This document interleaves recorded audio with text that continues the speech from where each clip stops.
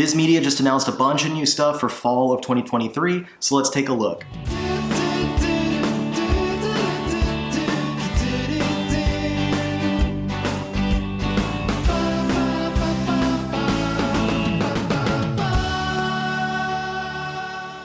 It is that time again, folks. Every 4 months we get new licenses from Viz Media, and this February is no different. I did think that this was going to happen like next week or maybe the week after, but it happened today, and as always, I'm trying to get a video talking about them out as soon as possible so that I can give you guys some information about these titles so you can know whether or not you want to pick them up, and I'll let you know whether or not I'm excited about picking them up.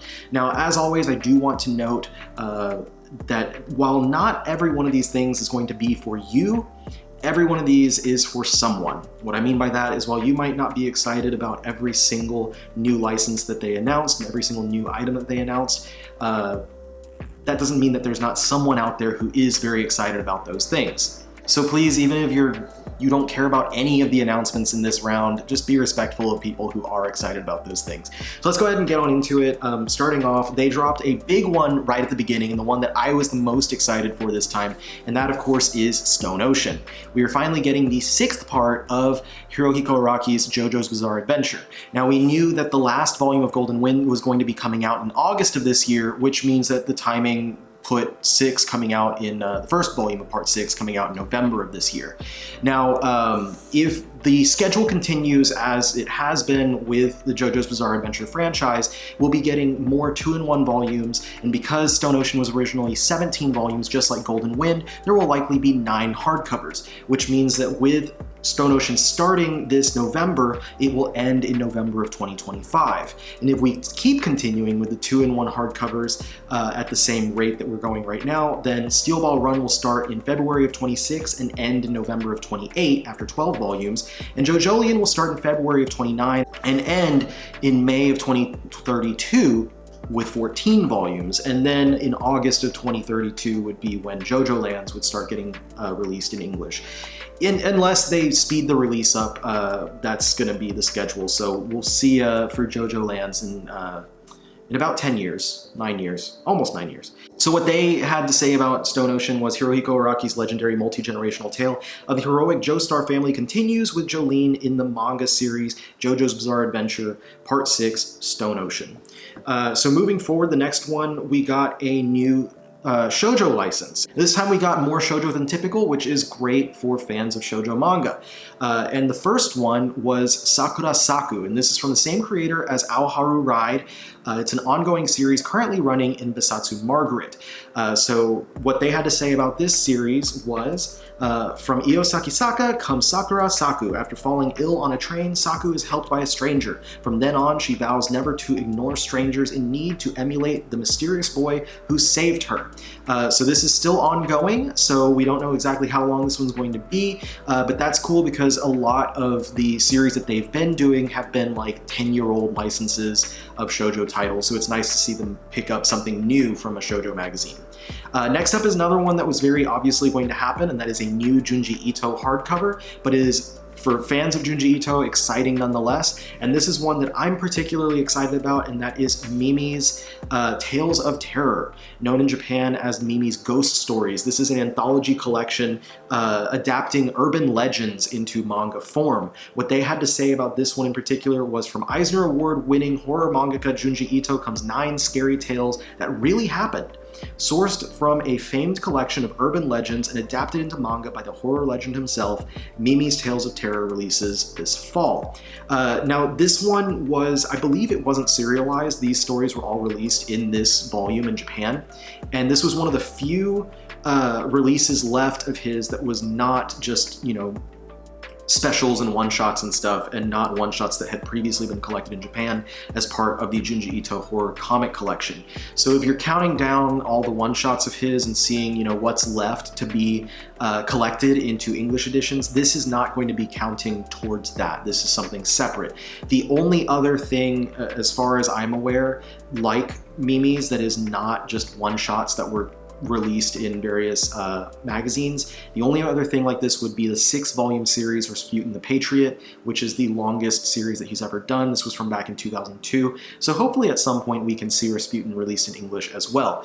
But our next release from Ito is likely going to be another story collection, collecting a bunch of short stories from, throughout his career. I'm definitely excited about that one. I'm a huge Junji Ito fan, so I'm going to be jumping on that one as soon as it comes out, as I do with all of my Ito books. And I really need to make a new Ito video talking about all of his material and what we still don't have in English. Next, this is a big one for, this entire round of announcements had a lot for fans of Spy Family to be excited about. And this first one that we've got is the Spy Family official guidebook. So what they said about this one is the intimate secrets of the Forger family are revealed in the ultimate guide and contains interviews with Tatsuya Endo, tribute illustrations, and more. Spy Family, the official guide, eyes only, releases this fall. So if you're a fan of Spy Family, I like these guidebooks. They're pretty fun. Gets a lot of additional information about the series, about these series that we're fans of, and I'm gonna pick this one up. I'm a fan of Spy Family myself. Next up, we got a new coloring book. We tend to always get at least one of these activity type books, and this time we got the Naruto Shippuden official coloring book. So if you're a fan of Naruto and you're a fan of coloring, this one's gonna be for you. Color over 70 dynamic images from the anime Naruto Shippuden. The official coloring book releases this fall. This one not necessarily for me. I prefer, I liked the Junji Ito one because it was a manga-based coloring book, and I think the Demon Slayer one was as well. But as far as this one, it's based directly on the anime, so I don't really like the illustration as much from the anime, but this is going to be cool for fans of Naruto, and it would be perfect for fans like my nephew. He's 9 years old. He likes to, draw and color and stuff, so this would be a good one for him. Next up, from another kind of activity book is the My Hero Academia, the official easy illustration guide. Take your art plus ultra with My Hero Academia, the official easy illustration guide. Super artist Mika Fujisawa is here to teach you the quickest and most fun way to draw your favorite heroes. It looks like they're going to teach you how to do little doodle versions of the characters and not actually drawing the way that Horikoshi does. So this one, again, is probably not going to be for me, but there's a lot of young fans of My Hero, or maybe not so young fans, that are going to be really happy to pick something like this up. This, to me, honestly, this feels like a Scholastic Book Fair type thing, where when I was in grade school, or even maybe middle school, and I saw this at the Scholastic Book Fair, I would have been happy to pick this up so I could, have something to draw some favorite characters of mine from. So I get it. I get the audience for this one. Back to the manga announcements. This one is cool because it kind of gives us an idea of what we can expect in a future round of license announcements, and that is Takopi's Original Sin. This is from Taizan 5 or Taizan Go, the same creator as the Ichinose Family's Deadly Sins, which started up just recently in the Weekly Shonen Jump magazine. And that one's doing well enough that they decided to bring, Taizan Go's previous series that he did back in 2021 to 2022 from Jump Plus. It was only a two-volume series, so it's not a very long series, not a big commitment. But if you're enjoying Ichinose Family's Deadly Sins right now, as it's coming out in the Weekly Shonen Jump magazine, you might want to check this one out. And I believe that this coming out kind of points towards the fact that Viz is likely going to do physical releases for Ichinose Family's Deadly Sins as well. Maybe not announced in June because it still won't have that much material out. It's possible. I'm just saying maybe not, but probably by the October 2023 announcements, we can expect to have physical release for Ichinose Family announced. So what Viz had to say about Takopi's Original Sin was, deceptively cute alien Takopi lands on Earth and meets a depressed Earthling, Shizuka. Determined to make her smile, Takopi learns quickly that time travel can't heal all wounds. Takopi's Original Sin by Taizan 5 or Taizan Go releases this fall. Next up, we have an anniversary book for Fullmetal Alchemist, the 20th anniversary book. I didn't realize that FMA was already 20 years old, but here we are. Definitely makes me feel a little bit older.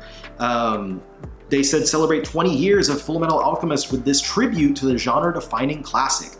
Contains a complete collection of all the short manga from the series run, plus a bonus new prose story. Fullmetal Alchemist 20th anniversary book releases this fall. So if you're a fan of the FMA series, this is one that you might want to grab. I don't know exactly, if that's all it has, I might personally skip out on this one because the The short manga, I believe, have already been collected. I think those are the like 4 coma stories is what they're referring to.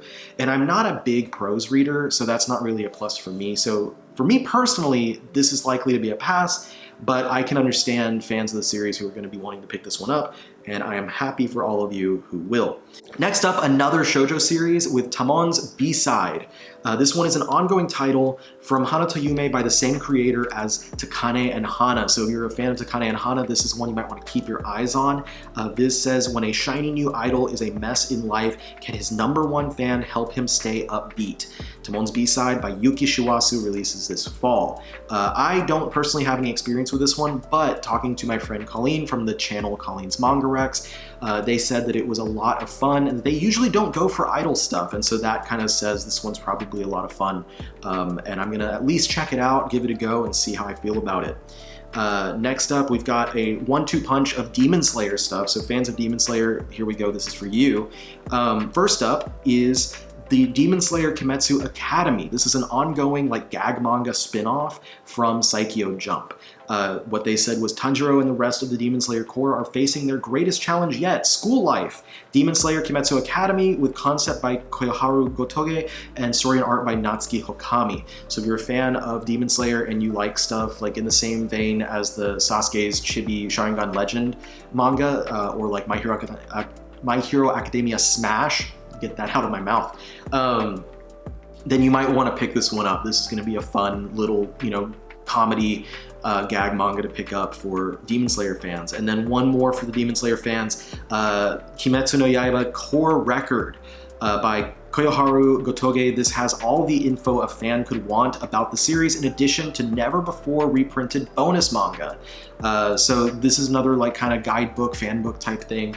This is going to be great for fans of the manga. I like these type of books. I already said that with the Spy Family one.